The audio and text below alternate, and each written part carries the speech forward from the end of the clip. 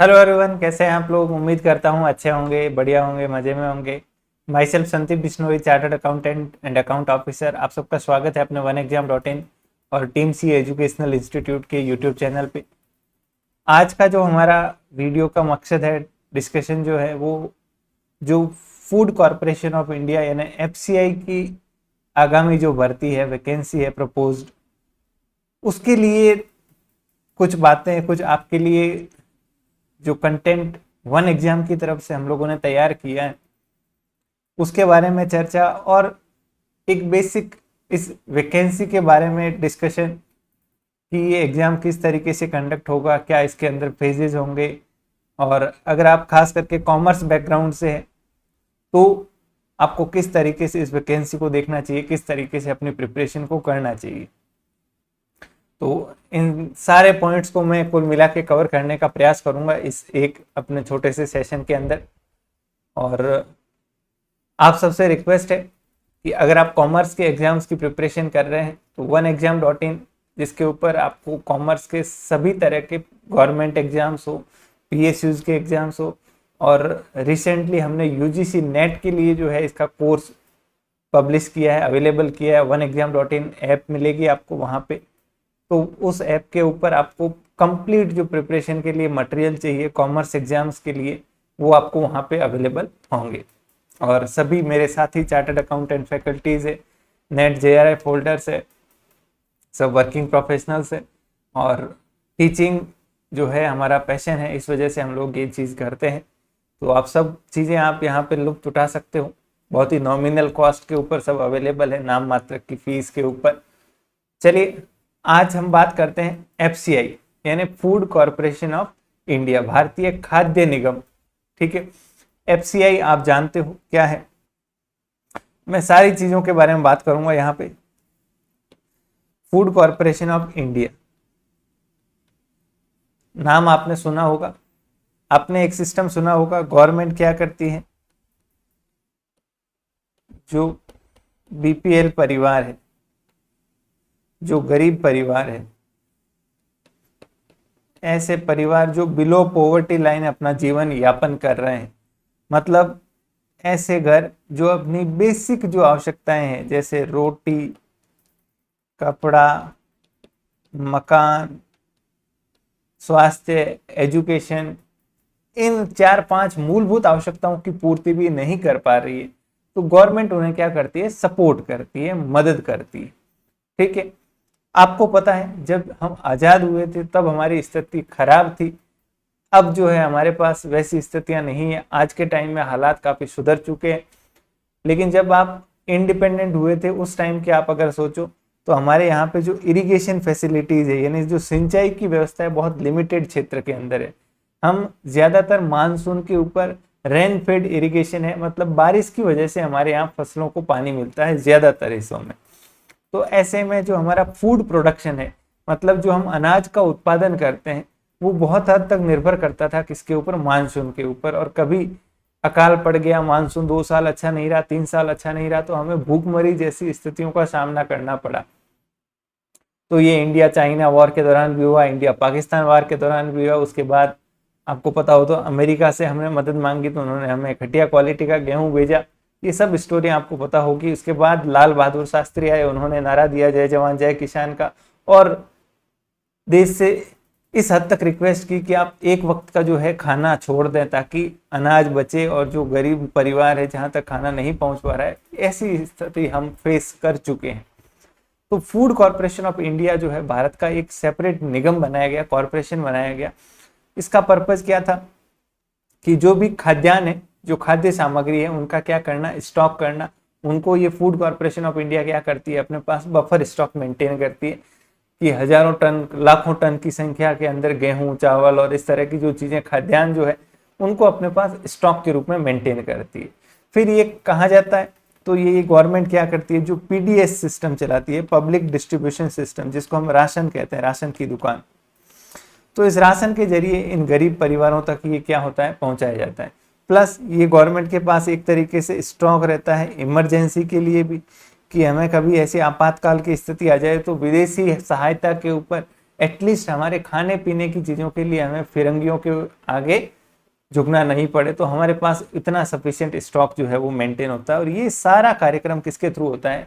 जो हमारी food corporation of India, ये एक इम्पॉर्टेंट एजेंसी है, इम्पॉर्टेंट कॉरपोरेशन है, जो इस पूरे पब्लिक डिस्ट्रीब्यूशन सिस्टम के अंदर, इस बफर स्टॉक के अंदर जो है क्या करता है, अहम रोल प्ले करता है।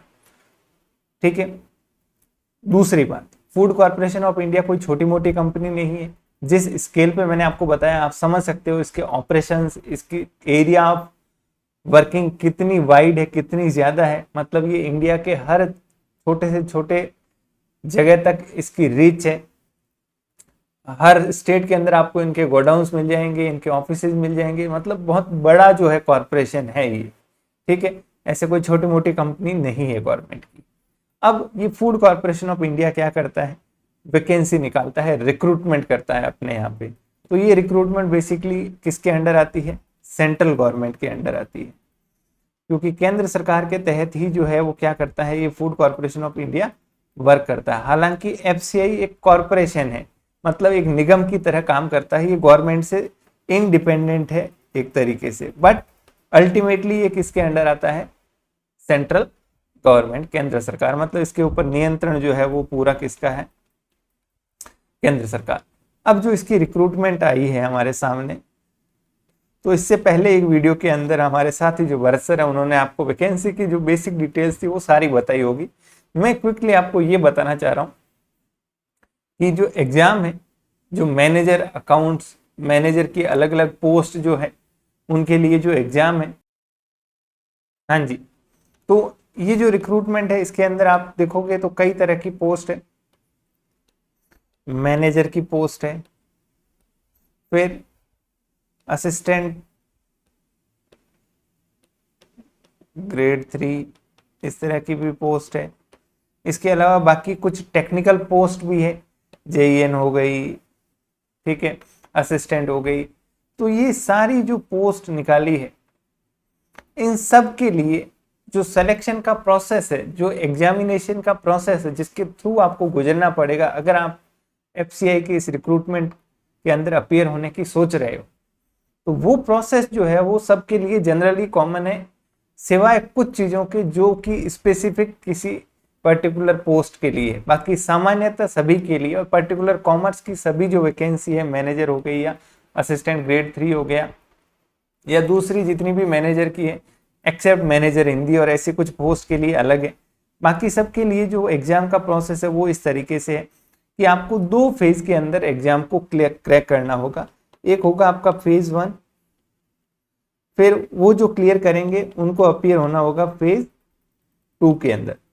तो ये ऑनलाइन एग्जाम जो है वो कंडक्ट किए जाएंगे फेज 1 और फेज 2।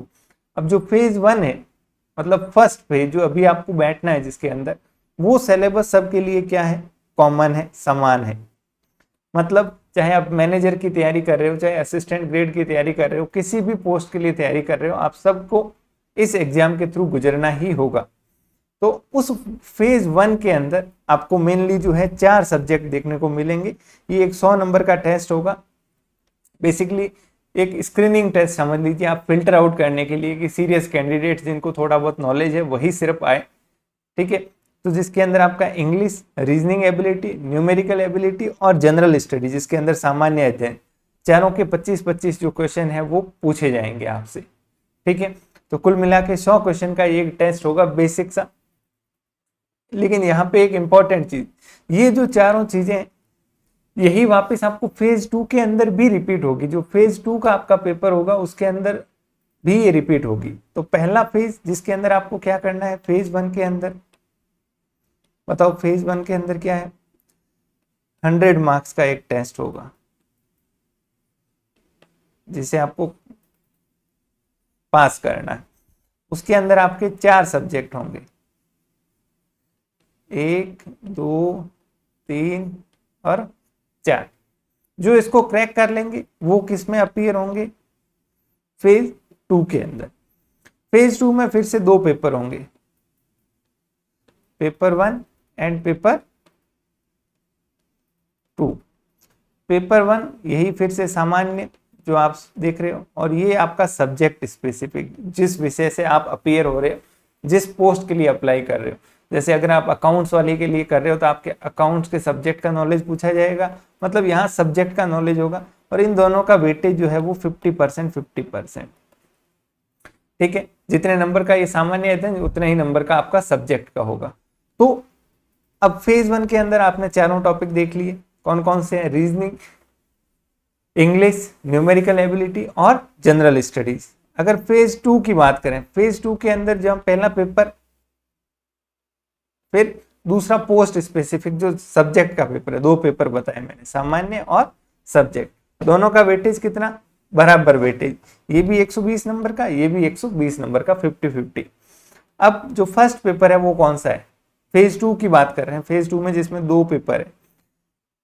फर्स्ट पेपर में फिर से रीजनिंग, इंग्लिश, न्यूमेरिकल और जनरल स्टडीज। मतलब जो फेज 1 था आपका, कहने का मतलब ये है, जो फेज 1 के अंदर 100 नंबर का आपका टेस्ट हो रहा था, कौन से फेज में? फर्स्ट फेज के अंदर, पहले चरण के अंदर, जिसको पास करके आप अब किस में आ गए? सेकंड फेज में। इस सेकंड फेज में फिर से आपको वही जो आपने यहाँ 100 नंबर के लिए 4 सब्जेक्ट किए थे, वही 4 सब्जेक्ट आपको मिलेंगे, जिसको नाम दिया गया है क्या? पेपर 1। और पेपर 2 जो है आपका, वो आपका सब्जेक्ट स्पेसिफिक है। मान लो कॉमर्स से है तो आपके कॉमर्स के इसके अंदर टॉपिक पूछे जाएंगे, और दोनों का वेटेज 50% बराबर बराबर। ये भी 120 नंबर का, ये भी 120 नंबर का। अच्छा, ये दोनों एग्जाम एक साथ ही होंगे, है ना? ये सिर्फ पेपर है, पेपर 1 पेपर 2 होंगे दोनों एक साथ में एग्जाम। ये एक अलग एग्जाम है और ये एक अलग एग्जाम है। ये फेज 1 है और ये फेज 2 है। ठीक है, फेज 1 के अंदर 4 सब्जेक्ट, वही सेम 4 सब्जेक्ट रिपीट हो रहे हैं आपके फेज 2 के फर्स्ट पेपर के अंदर। तो कहने का मतलब ये जो 4 सब्जेक्ट है ये बहुत ज्यादा इंपॉर्टेंट हो जाते हैं, क्योंकि ये दोनों फेज के अंदर आपको देखने को मिलेंगे, चाहे आपका फेज 1 हो चाहे आपका फेज 2। कौन से 4 सब्जेक्ट?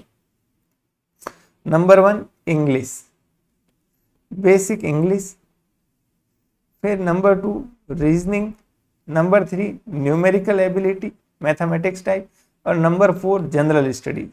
ये 4 पेपर जो है आपका फेज 1 भी आपको पास करवाएंगे और फेज 2 भी पास करवाएंगे। इसके अलावा फेज 2 के अंदर जो है एक पोर्शन क्या है, आपके सब्जेक्ट का भी रहेगा। अगर आप कॉमर्स का फॉर एग्जांपल देखोगे तो मैनेजर की पोस्ट के लिए करीब 6 टॉपिक है, वहीं अगर असिस्टेंट ग्रेड के लिए देखोगे तो ये 5 टॉपिक है। एक फाइनेंशियल मैनेजमेंट को हटा दीजिए, बाकी मोटा मोटी सेम है। तो ये एक ब्रीफ में आपको एग्जाम का पैटर्न बता रहा हूं। अब अगर आप इस एग्जाम के लिए सीरियसली प्रिपेयर कर रहे हैं तो नंबर 1 चीज आपके पास दिमाग में वेरी मच क्लियर होनी चाहिए।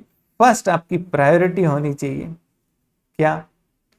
सुनिएगा बात, जो फेज 1 के पेपर है, सब्जेक्ट है, फेज 1 के जो 4 विषय है, आपके जो 4 सब्जेक्ट है, कौन से? रीजनिंग, मैं शॉर्ट में मैथ्स लिख रहा हूं इसको, इंग्लिश और जनरल स्टडीज।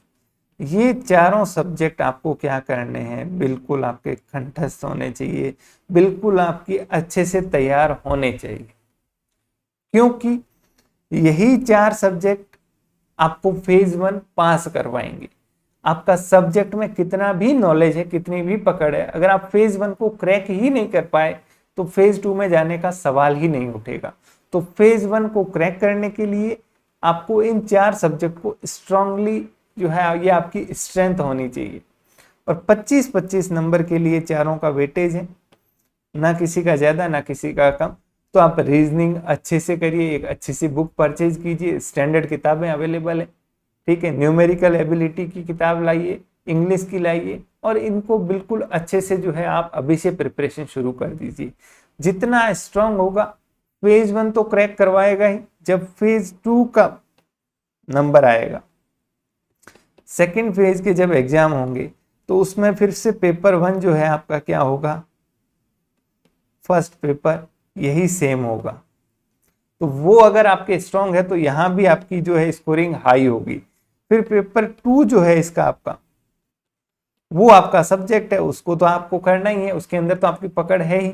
अच्छा, उसमें भी बता दूं, जो कॉमर्स के अपने साथी हैं उनके लिए आपको यहाँ पे इसी प्लेटफॉर्म पे चाहे तो आपको आज भी मिल जाएगा, सारा जो है कंटेंट आपके लिए अवेलेबल है।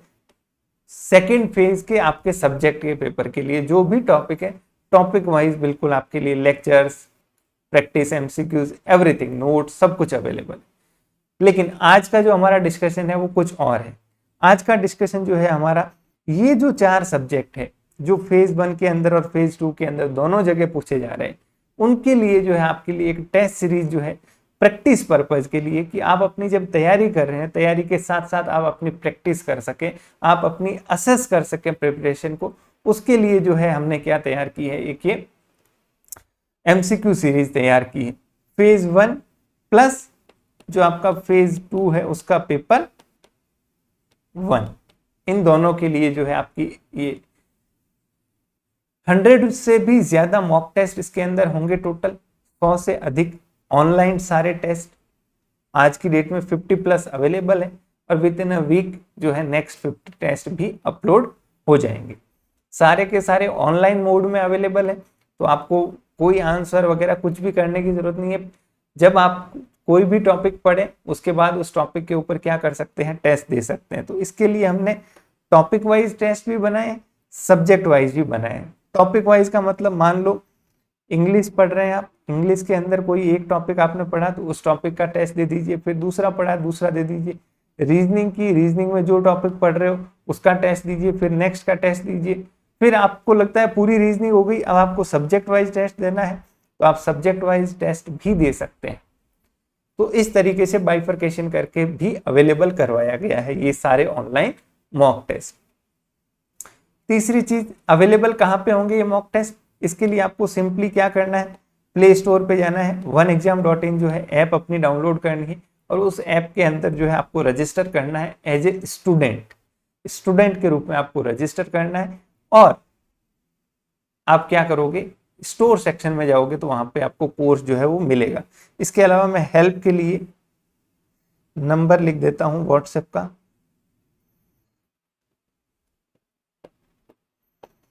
8233504084। आप इस पे क्या कर सकते हो, व्हाट्सएप कर सकते हो कभी भी, ठीक है, कोई प्रॉब्लम नहीं है। हमारे में से कोई भी साथी आपको जवाब दे देगा, जो भी आपकी परेशानी है उसको हल कर देगा, ठीक है। मैं फिर से बता देता हूँ, we all are working professionals, और ये out of interest, out of एक सबका वो है इंटरेस्ट है, उस वजह से हम लोग इस पूरे सिस्टम को चला रहे हैं, ठीक है। तो आप उस हिसाब से उम्मीद कीजिएगा, आपको यहाँ पे कोई प्रोफेशनल टीम या वैसी कोई चीज नहीं मिलेगी, हमारा एफर्ट जरूर मिलेगा आपको।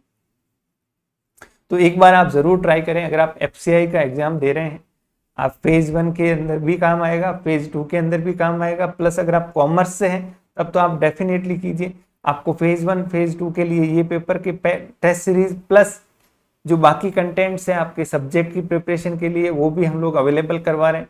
तो आपका कंप्लीट जो है प्रिपरेशन इसके अंदर कवर हो जाएगा।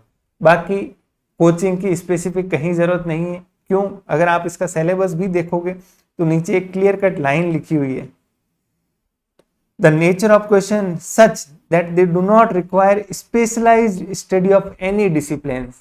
क्वेश्चंस का नेचर इस तरीके का होगा कि आपको कोई स्पेशलाइज्ड स्टडी की जरूरत नहीं है, मतलब बेसिक ज्ञान होना चाहिए, आपको सामान्य ज्ञान होना चाहिए, रीजनिंग का, सामान्य इंग्लिश का, सामान्य मैथमेटिक्स का और जनरल स्टडीज का। आपको कोई उसके अंदर PhD नहीं करनी है, graduation level, post graduation level की वैसी पढ़ाई नहीं करनी है। 25-25 नंबर के क्वालिफाइंग नेचर के पेपर है, तो आप इसको तसल्ली से अच्छी सी एक किताब खरीद के खुद से जो है स्टडी कीजिए, खूब सारे क्वेश्चंस कीजिए। और उसके अलावा अगर आपको ऑनलाइन करनी है तो आप टेस्ट सीरीज या इस प्रैक्टिस टेस्ट को, इनको भी प्रैक्टिस कीजिए, आपका ये फेज 1 क्लियर हो जाएगा। यही सेम चीज जो है आपके फेज 2 में भी काम आएगी। तो आप अच्छे से इन चारों सब्जेक्ट को तैयार कीजिए। बस जहां जिस टॉपिक में दिक्कत आए, यूट्यूब के ऊपर हजारों कंटेंट फ्री में अवेलेबल है, आप उनको जाके क्या कीजिए, लेक्चर्स को देखिए, टॉपिक्स को समझ लीजिए अगर कोई टॉपिक आपको हार्ड लगता है। ठीक है, चलिए थैंक यू वेरी मच, धन्यवाद। आज का मेरा मकसद इतना ही था, एक तो आपको टेस्ट सीरीज, ये जो मॉक टेस्ट जो है इनकी इंफॉर्मेशन दूं, और दूसरा एग्जाम के बारे में भी कुछ छोटी मोटी बातें जो है आपके साथ साझा करूं, डिस्कस करूं। चलिए थैंक यू वेरी मच, धन्यवाद। मिलते हैं फिर और किसी एग्जाम के बारे में बात करने के लिए। Thank you.